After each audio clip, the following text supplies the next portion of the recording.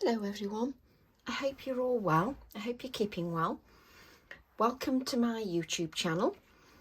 I'm popping by today with another card idea for you, and I just thought I'd use one of a different stamp set, one of my older stamp sets, just to bring in some different ideas. Sometimes it's nice just to change the stamps up, just so that you get a whole different look to your design. So what I'm going to do this time is I'm going to use my Elements of Nature 561, and I'm actually going to use the actual rose hip here to create a seasonal card. Nothing too complicated, but just to create a seasonal card. Right, let me just move that out the way. And what I'm going to do is begin with a piece of Pink Frog smooth card, and it's 4.5 inches by 6.5 inches. And you know that I love this card size, so this is the card size that I'm going to use this time around. And I do like to use some of my different stamps as well, just to give a different ideas on how you can use your previous releases as well. And what I'm going to do is I'm going to begin with some Distress Oxide inks. I'm going to use Twisted Citron, Bundled Sage, Peeled Paint and Mowed Lawn. So I'm going to use those 4 colours just to give me a blend in the background. And I'm just going to use whatever tools I have to hand. I've got cut and dry foam, ink blending tools, just whatever I've got that's got green ink on. And I'm going to just take my Twisted Citron, and what I'm going to do is just make sure that my cut and dry foam has got a good layer of ink. Now when you're blending, there is no point trying to blend if there isn't enough ink on whichever tool that you're using, whether that's an ink blending tool, whether that's a brush, whatever you're using. I know often you'll see people putting ink on their brush and then taking the excess off if you want a really fine layer of ink, but you still need to make sure that the implement that you're using has got a good layer of that pigment, because if you start to blend without a good layer of that pigment, it'll just drag and you won't get a good blend. Now with the oxides you get a really good blend anyway. It's much more simplified than it is with the inks. And what I'm going to do is I'm going to start with my Twisted Citron, and I'm just going to blend the colour.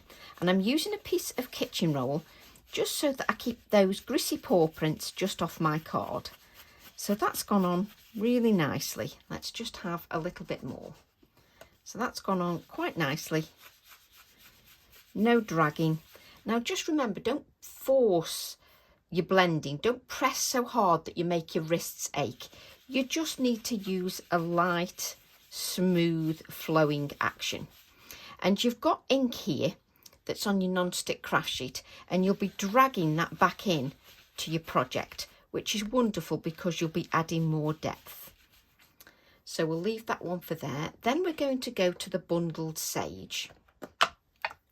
So we'll just take that Bundled Sage, and I've just picked this implement up that I've got with this colour on. So then I'm going to go up and blend with the Bundled Sage. Now I can tell instantly by that is that it's dragging. So what I'm going to do is pick up a little bit more ink. And also this ink pad is a little drier than the others because it's been used quite a bit. So I'm just going to make sure that that blending tool has got quite a bit of ink on. Yeah, that's much better. It was really dragging, so that's much better. And what I tend to do with my blending is, you've got a line here. I don't worry about that initially, we'll sort that in a second. So I'm just blending, and what I do is I go over and over the area in a circular motion. And as I say, the oxides are a lot easier to blend than the inks. So I'm just, you don't have to, you can hold it here if you want, or you can bring your hands down, and that'll just give a little bit more pressure if you bring the hand down onto your ink blending tool.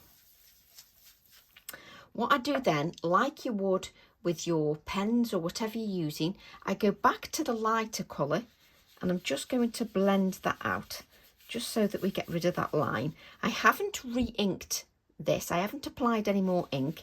I've just used what ink there is on my cut and dry foam. And because it's a Tracy video, I'm going to sneeze again. I swear I'm allergic to videos, you know, because every time I do want to sneeze. Then I'm going to go to my peeled paint, and we're getting a little bit darker as we move up the card. So I'm using that peeled paint and I'm making sure that I've got plenty of ink on there. Now this implement here, these sponges are a lot denser, so I find they do hold a lot more ink than the ink blending tools. They definitely take on a lot more ink. So I'm blending with the peeled paint now. And then what I'm going to do is go back to the bundled sage, and I'm going to blend those two colours together. So I'm just blending that out. Just blending those two colours together. And then I'm going to use my Mode Lawn. Did I bring a tool for the Mode Lawn? Yes, that's fine. So I've got plenty of ink on the Mode Lawn, and I'm going to turn this round now. Makes it a little bit easier for me. And I'm just going to use the Mode Lawn.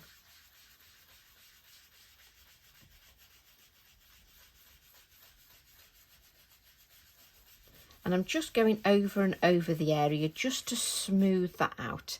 I'm then going to go back to the peeled paint, and I'm just going to blend out the lines. Just blending out those lines gives you that smooth appearance, like you would with pens. And what I'm going to do is just go back and add a little bit more depth to there. There we go. I can now put those lids on my oxides, which is going to take longer than actually blending because Tracy can't get the lids on. Let's just place them on there. Let's move those out of the way. So what we've got then is we've got a lovely blend. Now it's up to you if you have it that way and go up, or you have it this way and go up. It's entirely up to you.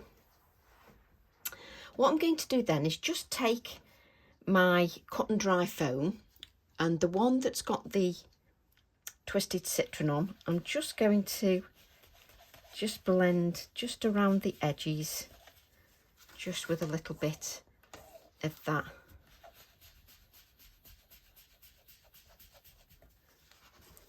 twisted citron, just to give a little bit of lightness on the edges.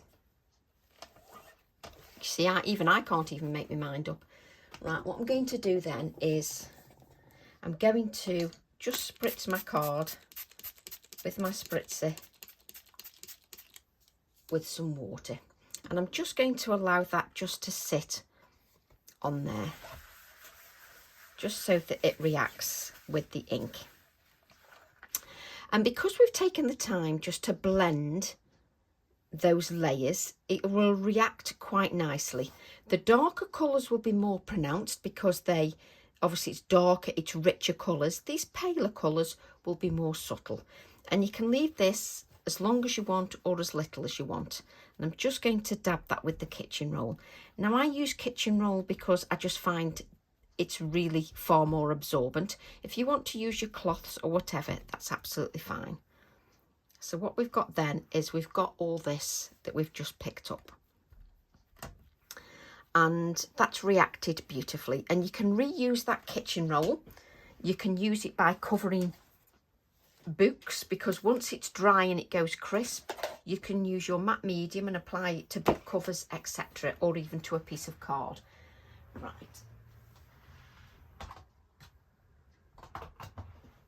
I'm just going to give that card a little bit of a dry.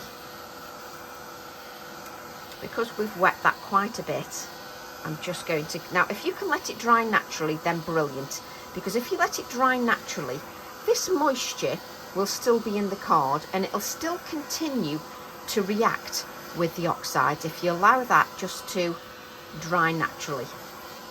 I'm not letting it dry naturally on this occasion because I'm quite happy with what I've got and I don't need any more reaction. There we go.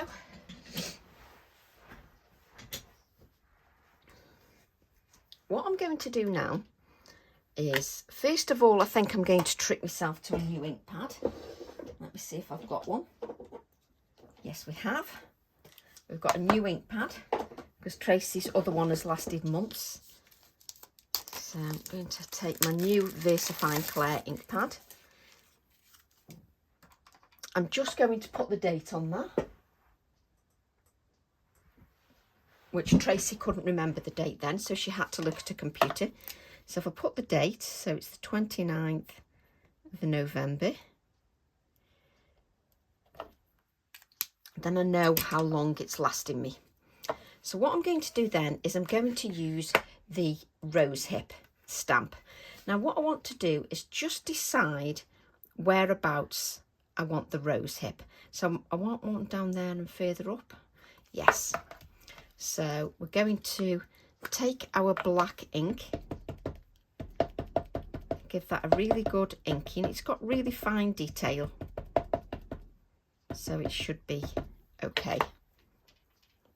Just remove that excess ink. And what I'm going to do is I'm going to place one here, sort of towards the bottom right of my card, and I'm just going to stamp that on there. So just the bottom right. And because I've got that oxide layer on there, I'm just going to give this a little bit of time just to soak into the card. Obviously it's less absorbent because it's got those oxide layers on there.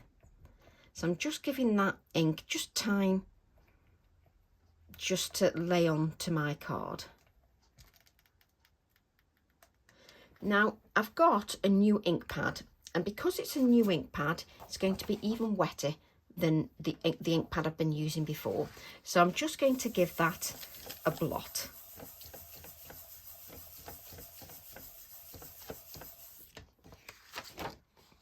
And that seems okay because the detail's quite fine. So you could leave it like that if you wish, because then you can have your sentiment here. But what I'm going to do is I've cut a mask out. Now I know you professional people will have the masking sheets, and you can place that on there with your masking sheets. I'm not a professional, so I don't have the masking sheets. So just wipe that off there. And what I'm going to do is just have a look, just see if I want to, let's see. You see, if you've got the masking sheets, it sticks onto your project. And that's the advantage of masking sheets. It doesn't move. Me, I faff around with copy of paper, and of course it moves. And it's only these ones I need to be wary of.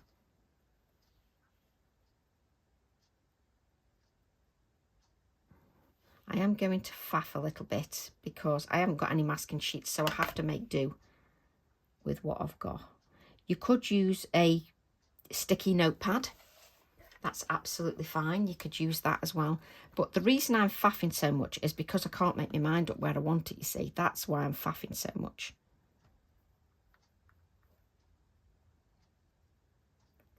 Let's put it there. So I end up being a little bit of a faffy because it takes me ages to decide exactly where I want something, that's all.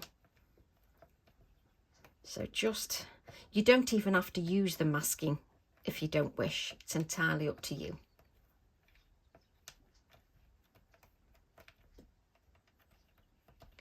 And the detail on this stamp is so fine, it's not difficult to stamp out. So what we've got is our pieces on there that we've got masked off, and we've got sort of a more detailed sort of rose hip.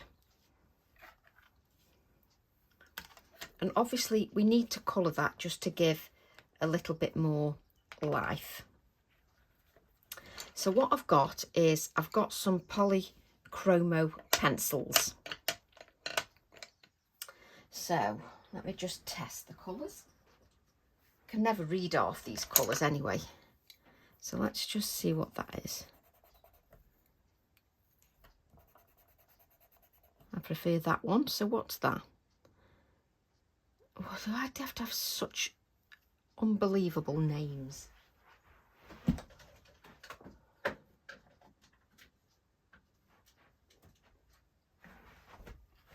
So let's see.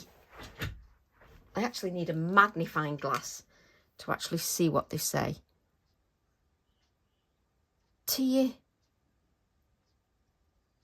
Frot Deep Red 9201 223 or 225. Oh dear me. 225. So it's deep red. So that says it's deep red. So let's use that one. What have we got here? That's a bit pinky. I don't want that. What's that one? Oh, that's nice and deep. What's that?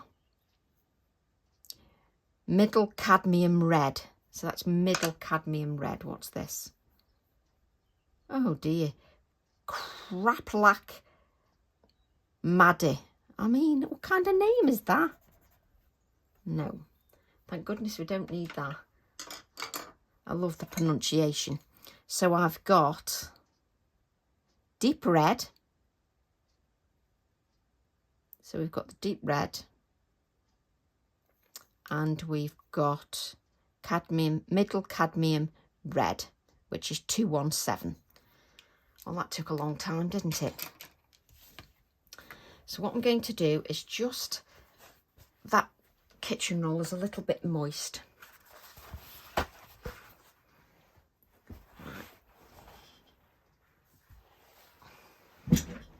Yes, you too can faff with your project as much as I do. Right, I'm going to take that lighter red. Now, I'm using my polychromos because it'll go nicely over the top. Now, if you don't want to use pencils, you can use your watercolours, but just be mindful. It's probably better bleaching out some of the colour, the oxide, and then going over with your watercolours or whatever. It's probably better to do that. But what I'm doing is I'm just doing the rose hips very lightly with the lightest colour. So with the, says deep red. So I'm just going over just with the red.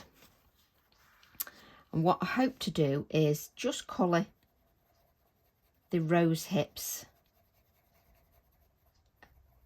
and not really colour the leaves. That's just me. And I'm very lightly just applying that colour. And if I apply the colour very lightly, it just means that I can see what the colour looks like before I go in any deeper. And obviously I'm going to add some brown just to the branch to give it a little bit more deepness. And what I'm going to do is go in very lightly, and I'm just going to add a little bit more depth. I'm going to add a little bit more depth just under where the folds are at the top here. Some little folds at the top. So I'm just going to go in a little bit deeper where those little lines are, just a little bit deeper.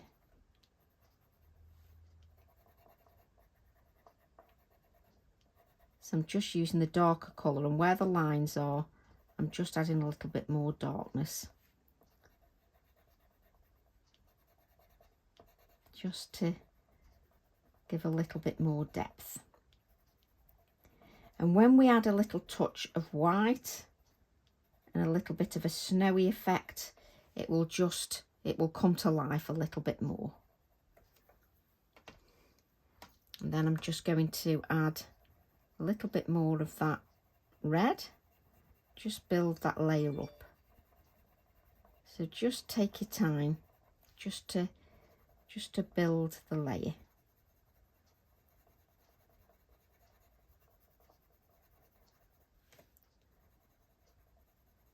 So I'm just laying down that pigment very lightly, so breaking down the fibres of the card, but not breaking down those fibres too quickly.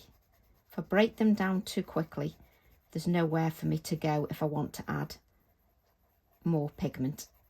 There'll be nowhere to go. So just, there we go. So I'm just building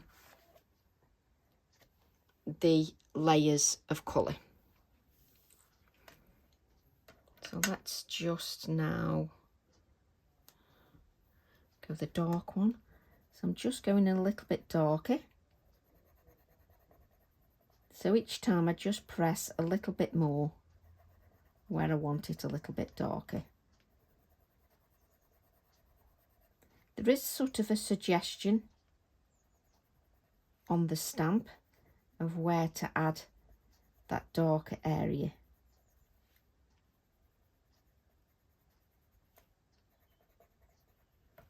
So just bear that in mind. So go back to the lighter colour and let's just build the depth of that colour.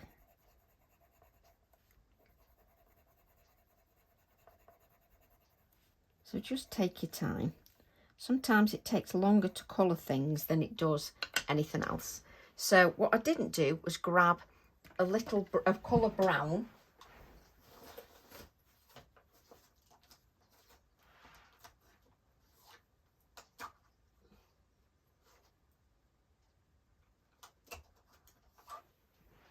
So just grab a couple of colours of brown just to do your branch with.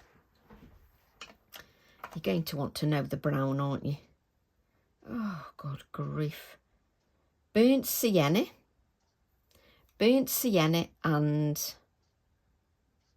burnt umber. Oh, some easy colours then. But to be honest, you're only colouring the stems, so don't be too hard on yourselves. It's just a bit of brown. And as long as you've got a light and a dark, it really doesn't matter. I don't need 3 colours, light, medium and dark for the stem. I just need to add a little bit of brown and not be too strict on myself. So I'm just adding a little bit of just the brown. And I'm going to go to the darker and just give it a little bit of a darker layer, just so it looks a little bit darker, just in areas, just to give a little bit of darkness. And don't get too stressed over your colouring. None of us are perfect, so just give that a little bit more. So I'm just building the layers up just lightly. And it's always best if you can actually let things, like your card, just relax and rest a little bit. If you let your card rest and relax a little bit, you can then go back in and just add a little bit more depth. I'm just adding a little bit of brown just at the top where the rose hip folds over. I'm just adding a little bit of brown just to give a little bit of darkness. And if you've not got enough shading, just add a bit of brown, just so that it just gives a little bit of shading just underneath. And just Now, I don't want you to rush the process. I want you to take your time. So I'm going to let that rest a little bit. And what I'm going to do is grab one of my other stamps. I'm going to grab the miniatures, which is stamp set 756. It's got a lovely text stamp on there. So I'm going to use the miniatures stamp. We're going to start building the lightness now. Now, I don't want to go straight on that card because it's got all this ink on here, and if I go on there with my embossing, it's then going to stick everywhere. So let's just move this out the way. And what we're going to do is add some embossing. So I need my Versamark. And I'm just going to rub over this with my anti-static bag. If you've got talc or anything like that, then you use that. I just use my anti-static bag and I'm just tapping that powder on there. Don't worry, you can just remove that powder. Just so that it doesn't stick everywhere. Right, I'm going to take a little A7 acrylic block. I don't know the differences between the A6, A7 and goodness knows where else. Make sure it's the right way. And I'm going to use my Versamark ink. Okay, and I'm going to add some Versamark ink just with this stamp, just here and there. I can just about see that, so I don't need to sprinkle too much. So let's just add a little bit here. So I can sort of see where it is. Normally I'll sprinkle the embossing powder as I go along, but I can actually see where that's hitting. And what I'm going to do is I'm just going along this side here. And I can just judge if I need more once I've sprinkled the embossing powder. Let me just add a little bit there. Right, let's sprinkle our embossing powder and take a look at what we've got. So I've got white embossing powder. Let's make sure I have got white embossing powder, because the amount of times I've sprinkled and it's not white. So I can see I did it there, did it here. Now that's where you can see I've got the embossing, and that's going to bring some lightness and some brightness to my design. But I do think I want a little bit more. But this is why I sprinkle just to check where I've got. Right, let's just move that out the way. Let me just take a look at this. So what I'm going to do, as I'm looking for a lovely flow on the card, I'm going to add a little bit more down here. And I'm going to take it further up, just to add to my design. Got it there. It'll just bring a lovely touch of white to the design. Let's now sprinkle again. Try not to get your fingers on there, because the embossing powder will then stick to your fingerprints as well. That's better. A little bit down here. So what you can see now is it flows sort of down here, and then we'll heat that up.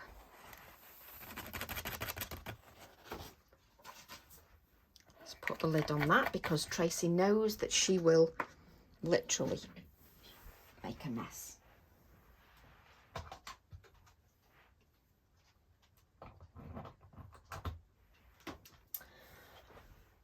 Okay, so I'm going to heat my heat tool up. Just give it a couple of seconds to heat up. Let's move these all out of the way.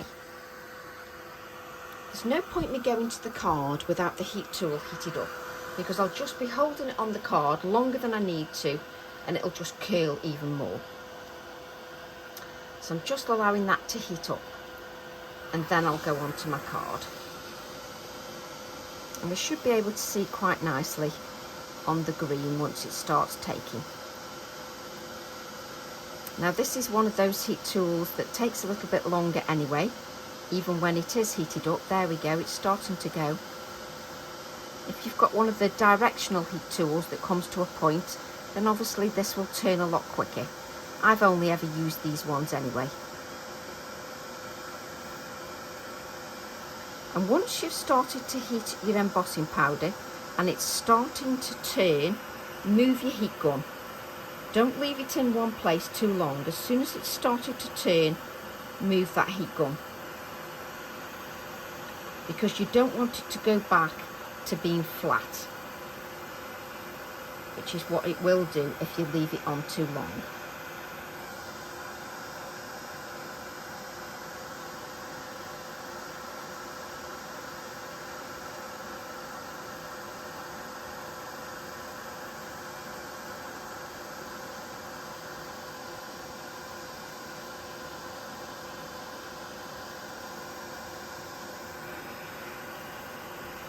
Just be a little bit patient.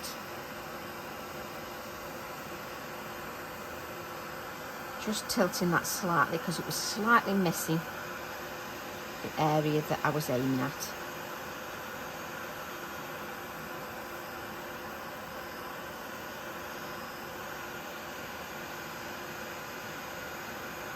That's it, just slightly tilting that card.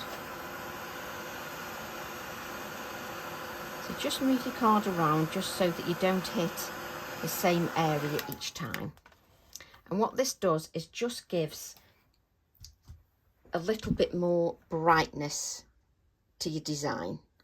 So what I'm going to do then is take my kitchen roll, and then I'm just going to give it a dust. Now, you never thought you'd hear that in a workshop, did you? Dusting. In a workshop, in a video, dusting. So what I'm doing is I'm dusting the card just so it brings that up a little bit, just so that we can bring it back again. So what I'm going to do then is I'm just going to add, I'm using my gel pen, and I'm just going to add a little bit of touches of white just to the, spit it out Tracy, rose hips. So I'm just bringing a little bit more brightness. And what I'm going to do is go along the stems just with my gel pen. Now, if I find that the gel pen isn't going to show up enough, not for me anyway, what I'm going to do, let me just grab, I'm going to grab some texture paste, and I'm just going to, have we got like a nice, I spend my life looking for little tools, and the thing is I just chuck them in my container, and then when I can't find them I go mad. Oh, here it is, I've left it out, that's why. So I've got a little pointed little ball tool here, and I've also got one with a little bit of a point on. So what I'm going to do, take a little bit of texture paste. You don't need a gallon, you just need a little bit, which I'll sort that out in a minute, just in case we need a little bit more. So you just need a little bit of texture paste. And what I'm going to do is just pick this texture paste up just with a little, it's like a little needle tool. And what I'm going to do is just add a little bit of this snow, just to add just a little bit just to each of the stems, just add a little bit, just gives it a little bit of texture. Now you can use your gel pen, if your gel pen works beautifully and it's got lots of white, then you can use that. I'm just using this because it'll just give me a little bit more whiteness, just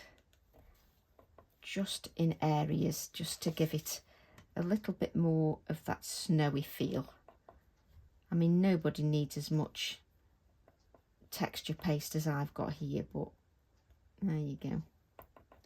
But if you just add a little bit of that, just to give it a little bit more of a snowy feel. Just take your time, just so that it adds to the texture of the project. Let me just grab a wipe. And then if you find that you're not getting enough, take your ball tool. I've got a little ball tool here, and you can just spread that out just to give it a little bit more texture. It just adds to that snowy feel. There we go, let's get rid of that. Just to add to the snowy texture. Now you can do that with your gel pen if you wish.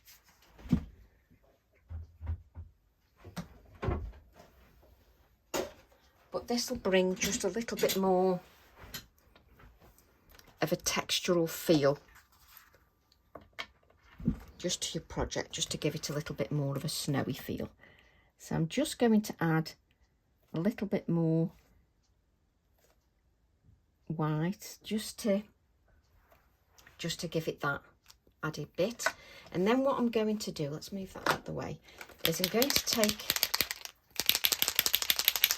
my Posca pen and I'm just going to add lots of little details. Just add lots of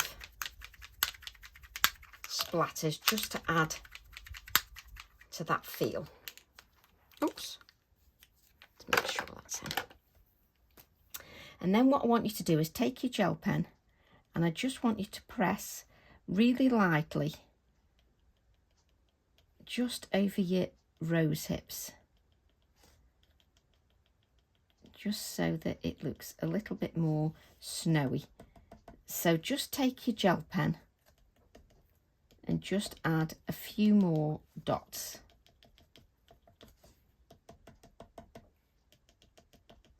Especially over the rose hips, just so it looks a little bit more, let me show you, a little bit more snowy. And then what I'm going to do is grab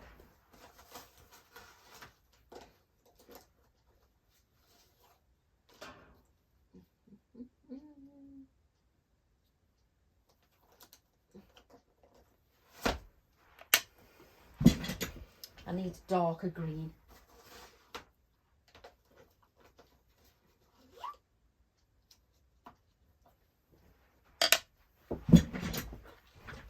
So what I'm going to do is, as I look at the project, I'm just going to add a little bit of colour to the leaf. Just a little bit. Just to give it a little bit more detail. Now I'm not adding much colour to the leaves, I'm just giving it a little bit of colour.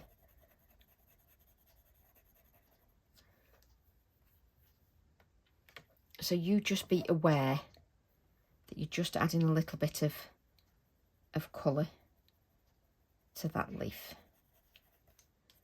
So I didn't tell you the colour, which is light, hang on a minute, no, it's May green. So I'm just going to add a little bit more colour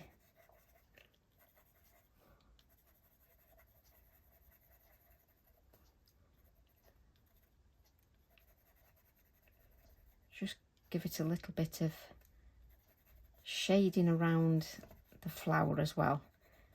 So you know, normally, let me show you. You know, normally when I go round here, I normally go round with a grey Inktense pencil. What I'm doing is adding a bit more depth with this lighter green, just around the rose. And it's wonderful because the texture paste is on there and it's really adding some much needed texture. So what I'm doing is I'm just highlighting the leaves a little bit more. So I'm just going around the outside. Let me show you. I'm just going around the outside. I'm just going around here, and I'll go around here, just so that it just lifts that a little bit, but I don't want to lift it with a dark colour, because it's all about the lightness and, you know, and keeping it quite wintry. And I love it because I've got this texture paste on here that's just adding the perfect amount of texture. So I'm just going round, just giving that a little bit of brightness, just so it pops a little bit more. Okay, and I'm going to add a little bit more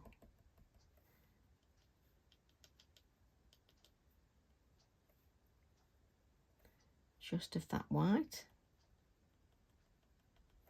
There we go, just giving it a little bit of that brightness, just what I like.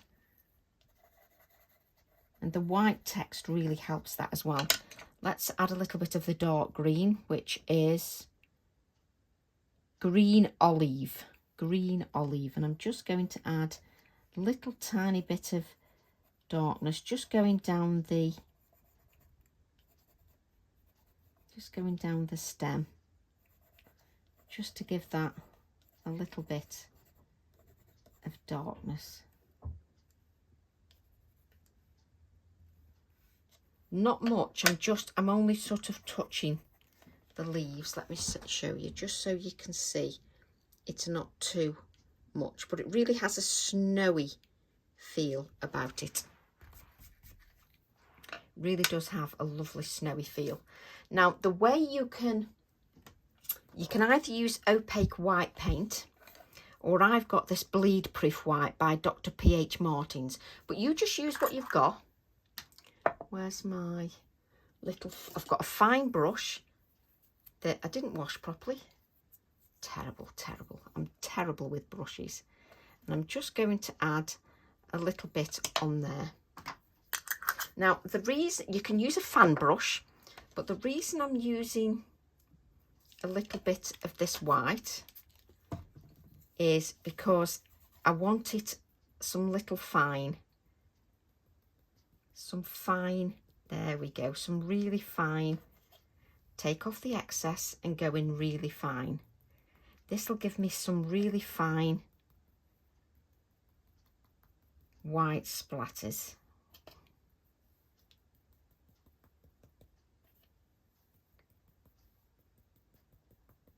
There we go. And it's good because I literally splatter everywhere. Even the piece of card, that actually goes everywhere compared to a Posca pen. I've even splattered the card that I'm going to lay the card onto, because it's a lot finer, so it splatters everywhere. Just look, can you see I'm actually cleaning my brush so professionally? Not. But just so that paint doesn't stay on there. Don't work in a desk area where you've hardly got any space, which is what I do. There we go, let's move that. So what you can see is it's got a lot more snowy effect because it's a little bit finer. So it just works beautifully. So I'll let that dry a little bit, and then what I'm going to get is my other stamp set. And what I want is something not too dark. I've got water or something on my jumper. So on here, it's got winter wishes on my stag stamp set. So I'm going to use that because it's not too overpowering and it won't detract from our design. There we go.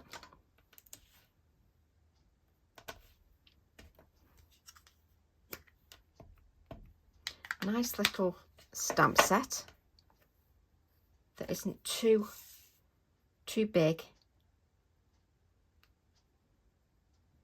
to add to our project. Now you're stamping with a very fine stamp there, so just be aware you don't need to press too hard because it's just a little stamp.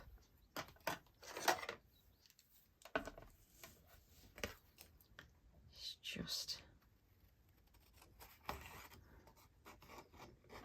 you can obviously cut these words up if you want them separated.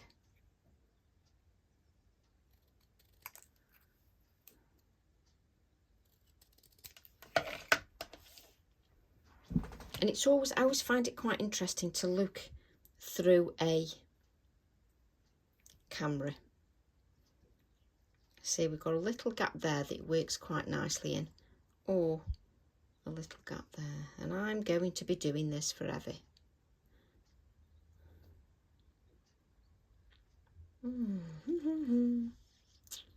Looks nice in both places, but I think I'm going to go here because of the flow. Yes, this is what I'm like every single time. And obviously what you will do is you will let everything dry just before you stick anything down. So I'm just going to give this a waft, just because that paint is still a little. Now you don't go in too heavy with your heat tool because you've got that embossing on there, so you don't want that embossing to react and go flat. So you don't want to react that again. So just bend that card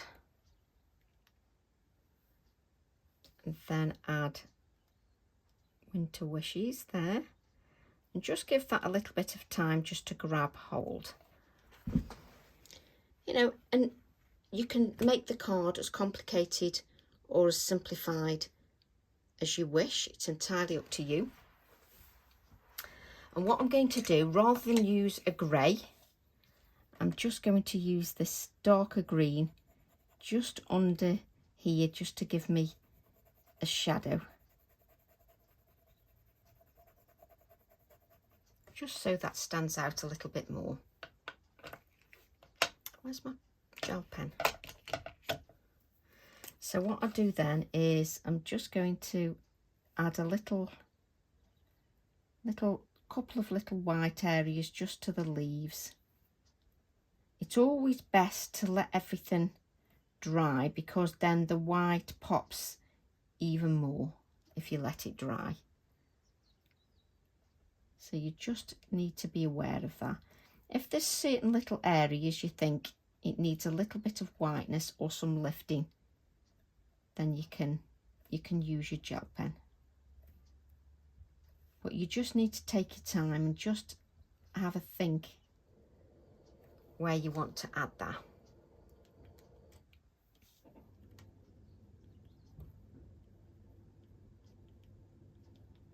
You just want to add some subtle touches of white.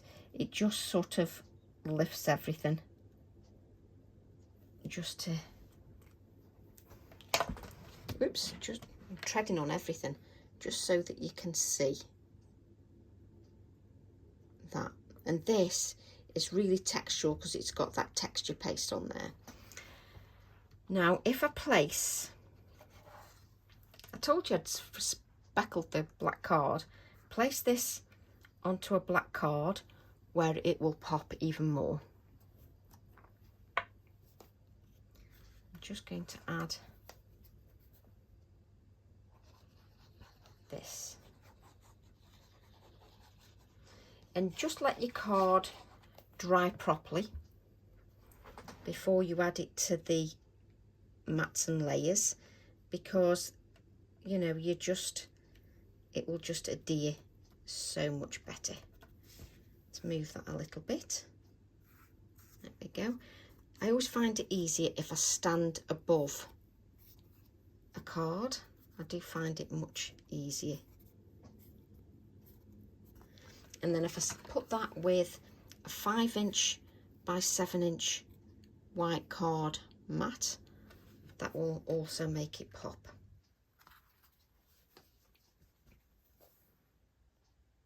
So just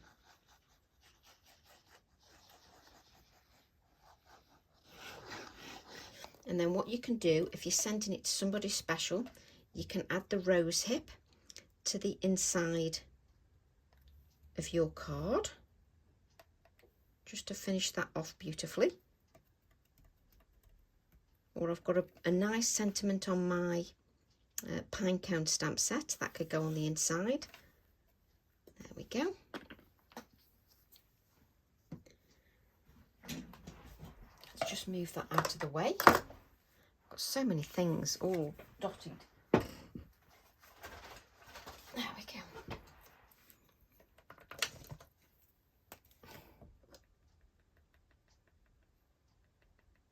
Just adding a few more dots just here and there. And then I'm just going to take the darker pencil and just go around the areas I want a little bit more shading. There we go. Let's just add a little bit there. I do like it with the white sentiment, and I always think it's important to turn things so you can see them, so you can see the texture and everything on there, just so you can see that. I may even do another different style rose hip card next. It's surprising how you can make a stamp set feel Christmassy without it having nothing to do with Christmas. It can be that could be a winter birthday. So I hope you've enjoyed that. I hope you've enjoyed the step-by-steps, and I look forward to seeing your interpretation. Love to all. Bye for now.